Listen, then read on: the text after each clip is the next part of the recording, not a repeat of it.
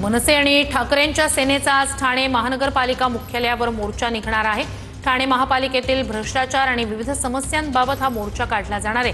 मोर्चात राजन विचारे, केदार दिघे, अविनाश जाधव, अभिजित पानसे सहभागी होणार आहेत। अधिक या सगळ्या संदर्भात जाणून घेऊया आपले प्रतिनिधी गिरीश गायकवाड यांच्याकडून। गिरीश, थोड्याच वेळात हा मनसे आणि ठाकरेंच्या सेनेचा मोर्चा सुरू होणार आहे का, काय माहिती आहे? नक्की श्रुती, आपण पाहतोय जवळपास 4 वाजता ठाण्यातील गडकरी रंगायतन या ठिकाणाहून मोर्चाला सुरुवात होईल आणि त्याची तयारी या ठिकाणी सुरू झालेली आहे। पदाधिकाऱ्यांनी यायला सुरुवात केलेली आहे।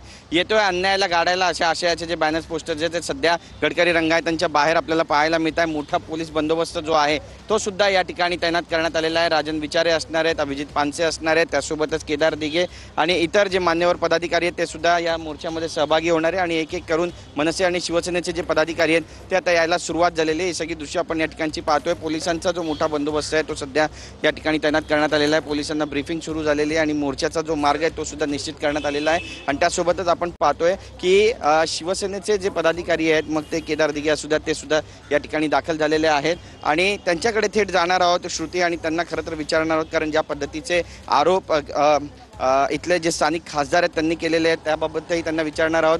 नरेश मस्के वारंवार आरोप करतात की राजन विचारेंवरतीच खरं तर भ्रष्टाचाराचे मोठे आरोप होते आणि मग नंदलाल समितीची सुद्धा स्थापना करण्यात आली होती। आनंद दिघेने सुद्धा त्याबाबतचं वक्तव्य केलं होतं आणि भ्रष्टाचारी लोकच मोर्चे काढतायत असं म्हणतात ते।